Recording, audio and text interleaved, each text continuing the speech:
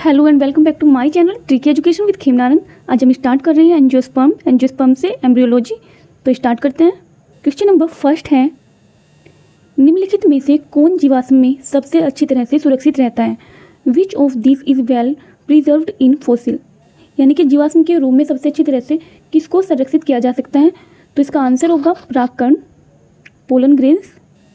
परागकणों में एक विशेष प्रकार का केमिकल होता है जिसका नाम है स्पोरोपालेनिन और इनकी सेल वेल की ऊपरी परत में पाया जाता है और यह रसायन जो है केमिकल के प्रति अत्यंत प्रतिरोधक होता है तथा इस पर किसी भी रसायन का किसी प्रकार का कोई भी प्रभाव नहीं होता है। इसी कारण जो है परागकण जीवाश्म के रूप में परिरक्षित रहते हैं। क्वेश्चन नंबर 2, एंजियोस्पर्म में परागकोश का विकास होता है। Development of anther in angiosperm is, तो इसका आंसर होगा बी, यूस्पोरिंजिएट। एंजियोस्पर्म में परागकोश का विकास यूस्पोरिंजिएट प्रकार का होता है जिसमें परागकोश का विकास प्रारंभिक कोशिकाओं के समूह में विभाजन के फलस्वरूप होता है। आवर्तबीजी पौधों के अतिरिक्त अन्य पादप जिसमें इस प्रकार का स्पोरेंजिया का विकास होता है उनका उदाहरण लाइकोपोडियम, स्किलेजिनेला तथा जिम्नोस्पर्म है। इसके अलावा लेप्टोस्पोरेंजिएट प्रकार की स्पोरेंजिया का विकास केवल एक प्रारंभिक कोशिका के विभाजन के फलस्वरूप होता है और इस प्रकार की स्पोरेंजिया वाले पादप साल्विनिया और एजोला आदि हैं। क्वेश्चन नंबर 3, आवर्त बीजों के एक पारूपिक परागकोश में लघु बीजाणुधानियों की संख्या होती है। इन टिपिकल एंथर और angiosperms the number of microsporangia is, तो इसका आंसर होगा डी, 4। क्वेश्चन नंबर 5, आवर्त बीजियों में युग्मज समसूत्री विभाजित होकर बनाता है। In angiosperm zygote divides mitotically to give rise to, तो इसका आंसर होगा ए, एम्ब्रियो, भ्रूण। एंजियोस्पर्म में युग्मज समसूत्री विभाजित होकर एम्ब्रियो बनाता है, आप इसको ध्यान रखेंगे। क्वेश्चन नंबर 6, बीजांड जिसमें अंडद्वार एक सिरे पर होता है जबकि निभाग और नाभिका दूसरे सिरे पर होता है कहलाता है। The ovule in which micropyle lies at one end while chalaza and hilum lie at opposite end is called as, तो इसका आंसर होगा ए, ऑर्थोट्रोपस। ऑर्थोट्रोपस प्रकार के बीजांड में माइक्रोपाइल, निभाग तथा नाभिका तीनों एक सीध में होते हैं। इसमें जो माइक्रोपाइल होता है वो ऊपर एक सिरे पर होता है और निभाग व नाभिका विपरीत सिरे पर स्थित होते हैं। Question number 7, when synergids and antipodals make the embryo it is called, जब सहायक कोशिकाएं एवं प्राथमिक कोशिकाएं भ्रूण बनाती हैं तब इसे कहा जाता है। तो इसका आंसर होगा बी, एपोमिक्सिस। यह एक प्रकार की जनन प्रक्रिया है जिसमें अर्धसूत्रण यानी कि म्योसिस तथा युग्मक संलयन सेनेगेमी नहीं होती हैं। यह कई प्रकार से हो सकती है। जब एक डिप्लॉइड मेगास्पोर मात्र कोशिका से विकसित सहायक एवं प्राथमिक कोशिकाएं सीधे द्विगुणित भ्रूण बनाती हैं तो इसे एपोगेमी कहते हैं। क्वेश्चन नंबर 8, लैंगिक संयोजन के अभाव तथा अर्धसूत्री विभाजन में असफलता को कहते हैं। Absence of sexual union and failure of meiosis is called, तो इसका आंसर होगा सी, एपोमिक्सिस, असंजनन। एपोमिक्सिस एक प्रक्रिया है जिसमें अर्धसूत्री विभाजन, म्योसिस तथा निषेचन के बिना ही बीज का निर्माण होता है। यह एक अलैंगिक प्रक्रिया है, ये सेक्सुअल रिप्रोडक्शन है, परंतु बीज निर्माण के कारण यह लैंगिक जनन की समान प्रतीत होती है। आप इसको ध्यान रखेंगे कि इसमें बीज बनता है पर इसमें क्या होता है, म्योसिस और फर्टिलाइजेशन नहीं होता है, आप ध्यान रखेंगे। Question number 9, when pollen grain of a tetraploid plant fertilize with a diploid plant the endosperm of seed will be, अगर एक चतुर्गुणित पौधे का परागकण एक डिप्लॉइड यानी कि द्विगुणित पौधे को निषेचित करता है तब बीज का भ्रूणपोष होगा। मीन्स क्या है इसका, टेट्रापोड यानी कि चतुर्गुणित मेल, नर पौधा क्या होगा 4n टाइप का होगा, फीमेल प्लांट होगा 2n डिप्लॉइड। अब उनके जो युग्मक होंगे वो अगुणित होंगे, तो नर युग्मक कितना हो गया 2n हो गया है और मादा युग्मक n हो गई है। तो इसका एंडोस्पर्म में क्या आ जाएगा, नर युग्मक प्लस मादा युग्मक प्लस ध्रुवीय कोशिका भी क्या है, n है। तो इन सबको ऐड करेंगे तो कितना, किस टाइप का हो जाएगा, 4n हो जाएगा। भ्रूणपोष भी क्या हो जाएगा, 4n ही हो जाएगा। तो इसका आंसर होगा C, 4n। Question number 10, total number of mitotic divisions required to from 200 grains in wheat is, गेहूं में 200 दानों के निर्माण के लिए कितने अर्धसूत्री विभाजन चाहिए, कितने मिटोटिक डिवीजन चाहिए? तो इसका आंसर होगा डी 250। गेहूं में 200 दानों के निर्माण के लिए 200 स्पर्मेटोजोइड्स तथा 200 एग सेल्स चाहिए और एक गुरु बीजाणु मात्र कोशिका मेगास्पोर मदर सेल्स से 4 मेगास्पोर बनते हैं और इसमें केवल एक फंक्शनल होता है जो एग सेल बनाता है। मीन्स 200 यानी कि 200 अंड कोशिका निर्माण के लिए 200 असूत्री विभाजन चाहिए। एक सूक्ष्म बीजाणु मात्र कोशिका माइक्रोस्पोर मदर सेल से 4 सूक्ष्म बीजाणु यानी कि माइक्रोस्पोर बनते हैं तथा प्रत्येक से एक नर युग्मक बनता है। अतः 200 नर युग्मक के लिए 5 अर्धसूत्री विभाजन चाहिए। इसलिए गेहूं में 200 दानों के निर्माण के लिए 200 + 50 यानी कि 250 अर्धसूत्री विभाजन चाहिए। 200 अंड कोशिका भी निर्माण के लिए चाहिए थे अर्धसूत्री विभाजन, और उसके बाद क्या किया हमने, नर युग्मक निर्माण के लिए 50 अर्धसूत्री विभाजन चाहिए। तो टोटल कितने चाहिए होंगे, 250। क्वेश्चन नंबर 11, स्थूल बीजांडकाय बीजांड प्रदर्शित करता है क्रासिन्यूक्लिएट ओव्यूल सोल्स। तो इसका आंसर होगा बी विकसित बीजांडकाय। Well developed nucleus. स्थूल बीजांडकाय बीजांड में बीजांडकाय न्यूक्लियस विकसित तथा बहुस्तरीय होता है और इसमें बीजाणुजनक गहराई में स्थित होती है। क्वेश्चन नंबर 12, गाइनोसियम रिप्रेजेंट जायांग प्रदर्शित करता है। तो इसका आंसर होगा D the whorl of carpels. अंडकों का चक्र। पुष्प में गाइनोसियम मादा जनन संरचना होती है और यह सबसे भीतरी चक्र होता है। इसकी इकाई को कार्पल्स कहते हैं और जायांग में एक या अधिक अंडक होते हैं और अंडक के 3 भाग होते हैं, अंडाशय, वर्तिका और वर्तिकाग्र, ओवेरी, स्टाइल और stigma. Question number 13, androgynophore is present in. पूजायांगधर पाया जाता है। तो इसका आंसर होगा ए क्लियोमिक गाइनेंड्रा में। क्लियोम गाइनेंड्रा।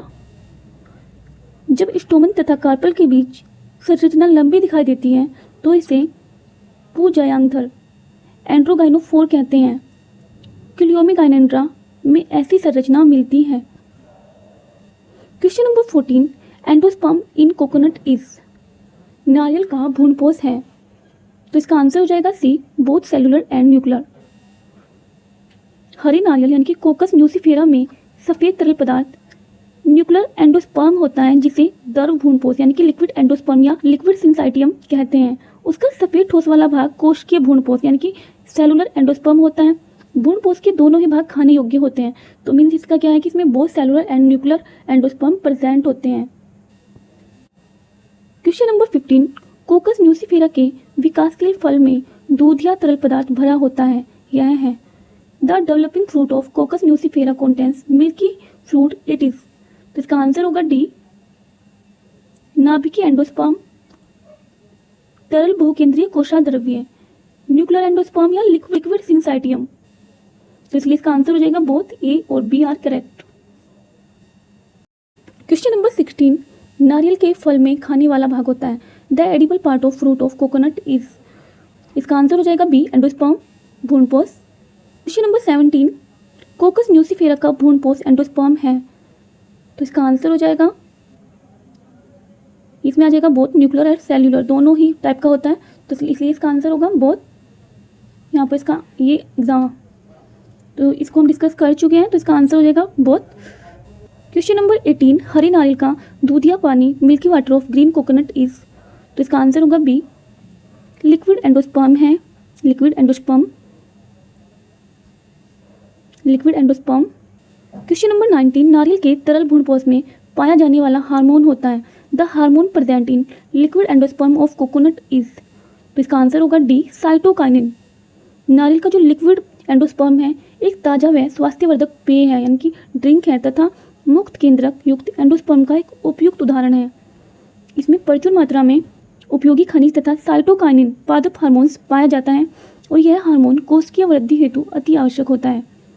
क्वेश्चन नंबर 20, मुक्त केंद्र को युक्त एंडोस्पर्म निम्नलिखित में से किस में पाया जाता है। Free nuclear endosperm is found in which of the following. तो इसका आंसर हो जाएगा ए नारियल, कोकोनट।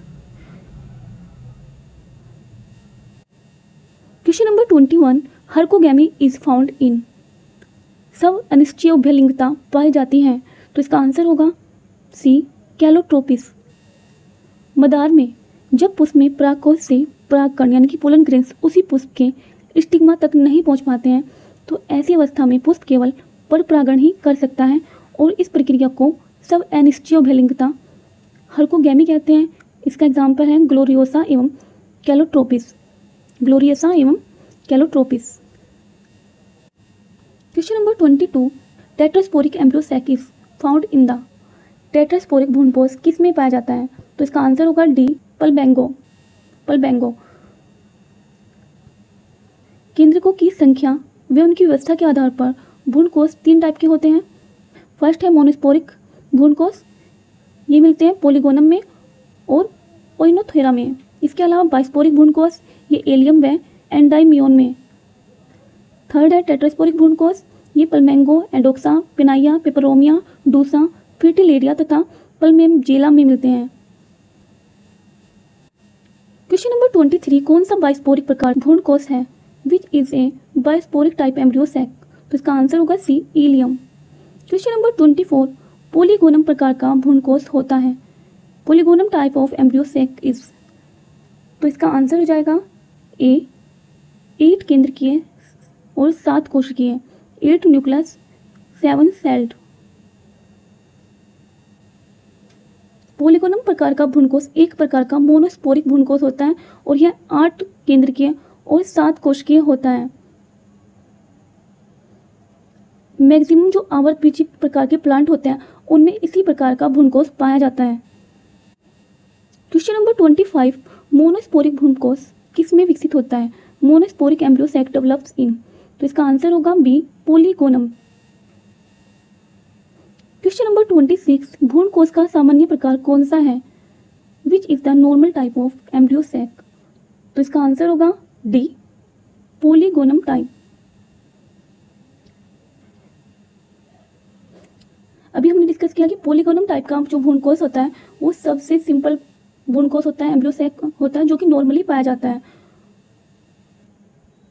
और इसकी सबसे पहले खोज स्ट्रैसबर्गर 1879 ने की थी। क्वेश्चन नंबर 27, निम्नलिखित में से कौन सा आवर्तबीजों के मादा युग्मकोद्भिद में सही नहीं है? विच of the following is not true about female gametophyte of angiosperm? तो इसका आंसर होगा डी, एक प्रारूपिक आवर्तबीजी भ्रूणकोष परिपक्वता में 6 कोशिकाओं का बना होता है। A typical angiosperm embryo sac at maturity is 6 celled. तो ये क्या है? रॉन्ग है, तो इसलिए इसका आंसर होगा डी। क्वेश्चन नंबर 28, आवर्तबीजियों में एक प्रारूपिक भ्रूणकोष परिपक्व अवस्था में होता है। In angiosperm a typical embryo sac at maturity is. तो इसका आंसर होगा ए, 8 केंद्रकीय 7 कोशिकीय, 8 nucleate 7 sailed. Question number 29, parthenogenesis एक प्रकार का है। Parthenogenesis is a type of. तो इसका आंसर होगा बी, एपोस्पोरी। न्यूक्लियस की किसी कोशिका से एम्ब्रियो निर्माण यानी कि एम्ब्रियो सैक का निर्माण यानी कि भ्रूणकोष का निर्माण की प्रक्रिया एपोस्पोरी कहलाती है। न्यूक्लियस की किसी भी कोशिका से एम्ब्रियो सैक के निर्माण की प्रक्रिया एपोस्पोरी कहलाती है और इस क्रिया में द्विगुणित अंड से सीधे भ्रूण का विकास होता है। Question number 30, apocarpous ovary of a flower is with. एक पुष्प का एपोकार्पस अंडाशय में होता है। तो इसका आंसर होगा many carpels but free. Apocarpous अंडाशय में बहुत से 2 या 2 से अधिक कार्पस यानी कि अंडक होते हैं जो स्वतंत्र होते हैं, जबकि सिनकार्पस अंडाशय में 2 या 2 से अधिक अंडक जुड़े हुए रहते हैं। Question number 31, the innermost layer of anther is tapetum whose function is.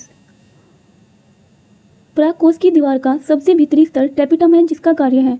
तो इसका आंसर होगा सी, न्यूट्रिशनल, पोषण प्रदान करना। परागकोश की दीवार बहुस्तरीय 4-5 लेयर की होती है। इसमें एपिडर्मिस सुरक्षा देती है, एंडोथीसियम विसर्जन में सहायता करती है, मध्य स्तर सुरक्षा देती है तथा 4 टेपिटम के बहुत से कार्य होते हैं जैसे विकसित होते हुए सूक्ष्म बीजाणु, माइक्रोस्पोर को न्यूट्रिशन देना, सेक्रेशन करना, एब्जॉर्प्शन करना। अतः प्रश्न में दिए गए विकल्पों में न्यूट्रिशन ही सही आंसर होगा। क्वेश्चन नंबर 32, माइक्रोफाइल अलाउस बीजाणु द्वार का कार्य है। तो इसका आंसर होगा A, pollen tube to penetrate in the ovule at the time of fertilisation. निषेचन के समय परागनलिका को बीजांड में भेदना। अधिकांश एंजियोस्पर्म पौधों में परागनलिका पोलन ट्यूब माइक्रोपाइल के रास्ते से बीजांड में प्रवेश करता है। परागनलिका नरयुग्मकों को बीजांड में लाती है जिससे निषेचन प्रक्रिया पूर्ण होती है। क्वेश्चन नंबर 33, मोनोस्पोरिक 4 केंद्रकीय भ्रूणकोश होता है। Monosporic 4 nucleate embryo sac is, तो इसका आंसर होगा ए, ओइनोथेरा प्रकार, ओइनोथेरा टाइप। ओइनोथेरा टाइप का जो भ्रूणकोश है वो एक एक्सेप्शनल टाइप का भ्रूणकोश होता है, और ओइनोथेरा प्रकार का भ्रूणकोश तथा पोलीगोनम प्रकार का भ्रूणकोश दोनों ही मोनोस्पोरिक भ्रूणकोश के एग्जाम्पल हैं, आप इसको भी ध्यान रखेंगे। क्वेश्चन नंबर 34, आवर्त बीजों में मुक्त केंद्रकीय विभाजन होता है। In angiosperm free nuclear division occurs during, तो इसका आंसर हो जाएगा सी, एंडोस्पर्म फॉर्मेशन, भ्रूणपोष निर्माण के समय। एंजियोस्पर्म में मुक्त केंद्रकीय विभाजन फ्री न्यूक्लियर डिवीजन मुख्यतः भ्रूणपोष निर्माण के समय होता है, और ऐसे भ्रूणपोष को केंद्रकीय भ्रूणपोष कहते हैं, और इन पौधों में भ्रूणकोश एम्ब्रियो सैक के निर्माण के समय भी मुक्त केंद्रकीय विभाजन होते हैं। क्वेश्चन नंबर 35, निभागी युग्मन चिलेजोगी में निषेचन होता है। चिलेजोगी में फर्टिलाइजेशन अकर्स इन, तो इसका आंसर होगा सी, केदोरिना में। बीजांड का मुख्य भाग बीजांडकाय न्यूक्लियस कहलाता है, जो काइमेट्स कोशिकाओं का बना होता है, और यह प्राय 2 आवरणों से ढका रहता है। बीजांडकाय के जिस भाग से आवरण निकलता है उसे चिलेजा कहते हैं। टाइप ऑफ ओव्यूल्स आर, बीजांड किस प्रकार के होते हैं, तो इसका आंसर होगा D, all of the above. Orthotropous, anatropous और एम्फिट्रोपस तीनों प्रकार के means all of the above. Orthotropous, anatropous, campylotropous तथा एम्फिट्रोपस तथा इसके अलावा हेमी एनाट्रोपस होते हैं। ऑर्थोट्रोपस सीधा होता है, इसमें बीजांड द्वार, निभाग तथा बीजांड ग्रंथ एक सीधी रेखा में होते हैं। इसके अलावा एनाट्रोपस यानी कि प्रति बीजांड पूर्ण रूप से इसके अपोजिट यानी कि उल्टा होता है। इसमें बीजांड द्वार तथा बीजांड ग्रंथ एक दूसरे के समीप आ सकते हैं तथा बीजांड द्वार व निभाग एक सीधी रेखा में होते हैं। इसके अधिकांश लगभग 80% आवर्त बीजों में, इसमें जो मेन आपको याद रखना है वो ये है कि अधिकांश लगभग 80% आवर्त बीजों में एनाट्रोपस प्रकार का बीजांड पाया जाता है। अनुप्रस्थ बीजांड में वक्रता के कारण भ्रूणकोश मुड़कर घोड़े की नाल के समान हो जाता है। एम्फिट्रोपस में क्या होता है, भ्रूणपोष पीछे की ओर मुड़कर घोड़े की नाल के समान हो जाता है। क्वेश्चन नंबर 37, अधिकांशतः आवर्त बीजों में बीजांड होता है। In majority of angiosperm the ovule is, तो इसका आंसर होगा डी, कोई नहीं, नॉन ऑफ दिस, क्योंकि हमने पढ़ा है कि जो सबसे ज़्यादा मैक्सिमम टाइप का बीजांड होता है वो होता है एनाट्रोपस, जो कि यहाँ पर दिया गया नहीं है, तो इसलिए इसका आंसर होगा डी, कोई नहीं। क्वेश्चन नंबर 38, घोड़े की नाल के आकार का बीजांड है। Horse snow shaped ovule is, तो इसका आंसर होगा सी, एम्फिट्रोपस। क्वेश्चन नंबर 39, संयुक्त परागकण पाए जाते हैं। Compound pollen grains are found in, तो इसका आंसर होगा D, all of this. Annona, Drosera और एलोडिया इन तीनों में ही कंपाउंड पोलन ग्रेन्स पाए जाते हैं, तो इसलिए इसका आंसर हो जाएगा डी। क्वेश्चन नंबर 40, दोहरा निषेचन आदित्य लक्षण है। Double fertilization is characteristics of, तो इसका आंसर होगा ए, फाइकस का। फाइकस एक एंजियोस्पर्म है तथा जिसमें डबल फर्टिलाइजेशन का एक यूनिक कैरेक्टर होता है, और साइकस, पाइनस तथा नीटम जिम्नोस्पर्म के अंतर्गत आते हैं। हालांकि कुछ जिम्नोस्पर्म पौधे जैसे नीटम में भी द्विव निषेचन होता है। आपको ये भी याद रखना है कि नीटम में भी डबल फर्टिलाइजेशन होता है। Question number 41, the phenomena of double fertilization was first observed by, द्विव निषेचन की परिघटना सर्वप्रथम देखी गई, तो इसका आंसर होगा ए, एस.जी. नवास्चिन। द्विव निषेचन की परिघटना सर्वप्रथम एस.जी. नवास्चिन द्वारा लिलियम मर्गेटन और फर्टिलारिया टेनिलिया में देखी गई थी। लघु बीजाणु माइक्रोस्पोर द्वारा उत्पन्न 2 में से एक स्पर्म का भ्रूण कोश में उपस्थित एग सेल से संयोग को निषेचन कहते हैं, जबकि दूसरे पुमणे का भ्रूण कोश के द्वितीयक केंद्रक सेकेंडरी न्यूक्लियस से संयोग को ट्रिपल फ्यूजन कहते हैं। भ्रूण कोश में निषेचन तथा त्रिसंलयन होने को द्विव निषेचन कहा जाता है। निषेचन से जाइगोट भ्रूण तथा त्रिसंलयन से भ्रूणपोष 3N विकसित होता है। क्वेश्चन नंबर 42, द्विव निषेचन विशिष्ट लक्षण है। Double fertilization is characteristic feature of, तो इसका आंसर होगा बी, एंजियोस्पर्म का। क्वेश्चन नंबर 43, युग्मकोद्भिद से सीधे बीजाणुद्भिद का विकास कहलाता है। Development of sporophyte directly from the gametophyte tissue is called, तो इसका आंसर होगा ए, एपोगेमी। जब अगुणित मादा युग्मकोद्भिद फीमेल गैमेटोफाइट की कोई एक कोशिका एन बिना निषेचन के सीधे ही बीजाणुद्भिद स्पोरोफाइट का विकास करती है तो इसे एपोगेमी कहते हैं। इसकी जानकारी सबसे पहले फार्लो ने इमेज दी थी। एपोगेमी शब्द को डी बेरी ने 1878 में दिया था। क्वेश्चन नंबर 44, उस वैज्ञानिक का नाम बताइए जिसने सबसे पहले एपोगेमी की जानकारी दी। Name of the scientist who first reported the apogamy. तो इसका आंसर होगा डी, फार्लो।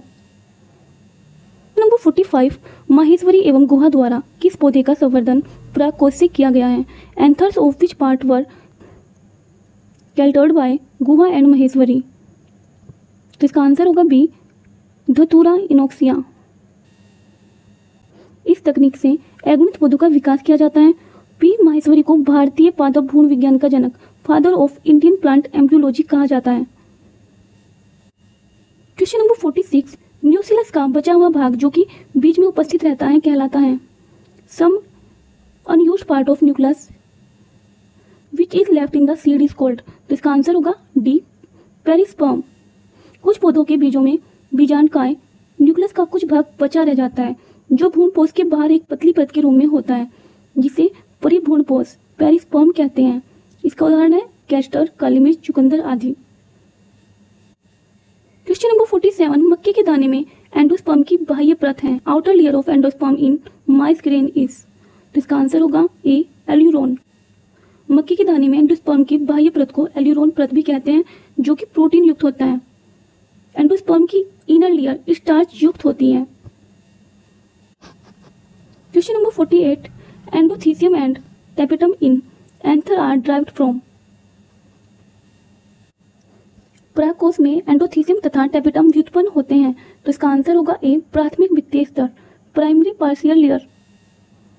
एंथर तथा पुष्प के परागकोश एंथर, पुष्प के पुंकेसर स्टेमन का भाग होता है।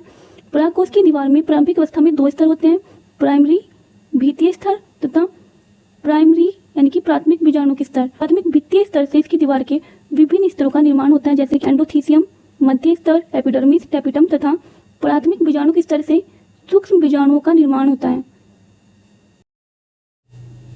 क्वेश्चन नंबर 49, परागकोश भित्ति की एंडोथीसियम में उपस्थित फाइब्रस बैंड बने होते हैं। Fibrous band present in endothecium of anther wall is made up of. तो इसका आंसर होगा बी, अल्फा सेलुलोज के। अल्फा सेलुलोज परागकोश की भित्ति की परागकोश पोलन सैक की भित्ति की एंडोथीसियम में उपस्थित फाइब्रस बैंड अल्फा सेलुलोज के बने होते हैं और अल्फा सेलुलोज ज़्यादा स्थायी होता है तथा इसमें उच्च श्रेणी का बहुलीकरण पाया जाता है। अल्फा सेलुलोज की प्रकृति हाइग्रोस्कोपिक होने के कारण परागकोश के प्रस्फुटन में आसानी होती है। क्वेश्चन नंबर 50, बाह्य दल व दलपुंज के मध्य दीर्घित पुष्पासन वंश कहलाता है। Elongated internode of thalamus between calyx and कोरेला इज नोन एज। तो इसका आंसर होगा बी, एंथोफोर। बाह्य दल व दलपुंज के मध्य दीर्घित पुष्पासन वंश को एंथोफोर कहते हैं। क्वेश्चन नंबर 51, एक संघीय पुंकेसर विशेषता है। Monod alpha stamens is characteristic of. तो इसका आंसर होगा सी, हैबिस्कस, गुड़हल की। एक संघीय पुंकेसर गुड़हल हैबिस्कस की विशेषता है और यह मालवेसी कुल का पौधा होता है। क्वेश्चन नंबर 52, गाइनोस्टीमियम तथा गाइनोस्टीजियम प्रकार के संयोजन किसके अंतर्गत आते हैं। गाइनोस्टीमियम तथा gynostegium are type of addition placed under. तो इसका आंसर होगा सी, गाइनेंट्री। क्वेश्चन नंबर 53, जब पुष्प तलाभिसारी क्रम में व्यवस्थित होते हैं तब पुष्पक्रम कहलाता है। When the flowers are arranged in basipetal order, the inflorescence is termed as। तो इसका आंसर होगा ए, काइमोस, सेसिमाक्सी। जब पुष्प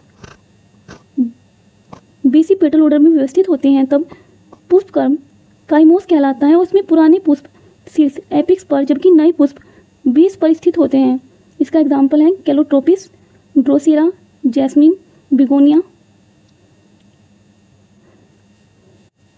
क्वेश्चन नंबर 54, निषेचन के बाद बीजावरण विकसित होता है इससे। After fertilization the seed coat develop from the. तो इसका आंसर होगा सी, अध्यावरण, इंटीग्यूमेंट्स द्वारा। एंजियोस्पर्म पौधे में बीजावरण का विकास एंटीग्यूमेंट से होता है और बीजांड से बीज यानी कि सीड का विकास होता है। बीजांडकाएं न्यूक्लियस का निभाग चिलेजा प्राय नष्ट हो जाते हैं। Question number 55, if an endosperm of an angiosperm contains 24 chromosome, the number of chromosome in each cell of root will be। यदि एक एंजियोस्पर्म के एक भ्रूणपोष में 24 गुणसूत्र हैं तो मूल की प्रत्येक कोशिका में गुणसूत्रों की संख्या होगी। एंडोस्पर्म में गुणसूत्र हैं 24, एन होंगे इसलिए इसके 8, मूल रूट की कोशिकाएं होंगी 2n यानी कि 16। एंजियोस्पर्म में भ्रूणकोष ट्रिप्लोइड 3n जबकि मूल तथा तना डिप्लोइड यानी कि 2n होते हैं। क्वेश्चन नंबर 56, स्कूटेलम होता है, स्कूटेलम इज, तो इसका आंसर होगा डी, ए सील्ड शेप्ड कोटिलेडोन, एक ढाल के आकार का कोटिलेडोन। एक बीजपत्री पौधों में कोटिलेडोन होता है जो ढाल के आकार का सील्ड शेप्ड होता है, इसे ही स्कूटेलम कहते हैं। Question number 57, elongated cell present at the micropylar end of the embryo sac are called, भ्रूणकोष के माइक्रोपाइलर सिरे पर उपस्थित दीर्घ कोशिकाएं कहलाती हैं, तो इसका आंसर होगा सी, सिनेजिड। भ्रूणकोष आवर्तबीजी पौधा एंजियोस्पर्म का मादा युग्मकोद्भिद होता है और यह एक साथ कोशिकीय और 8 केंद्र की संरचना है जो इस प्रकार है। एक सिनेजिड कोशिका होती है, इस पे 2 माइक्रोपाइलर सिरे पर लगे होते हैं। एक अंड कोशिका होती है, इस पे एक माइक्रोपाइलर होता है जो कि सिरे पर ही होता है। 2 एंटीपोडल कोशिकाएं होती हैं, एंटीपोडल कोशिकाएं होती हैं जिसमें 3 चैलजल सिरे पर लगे होते हैं और एक 4 केंद्रीय कोशिकाएं होती हैं जिसमें एक मध्य में होती है। सिंजिड कोशिकाएं दीर्घाकार होती है जबकि अंड कोशिका अंडाकार होती हैं।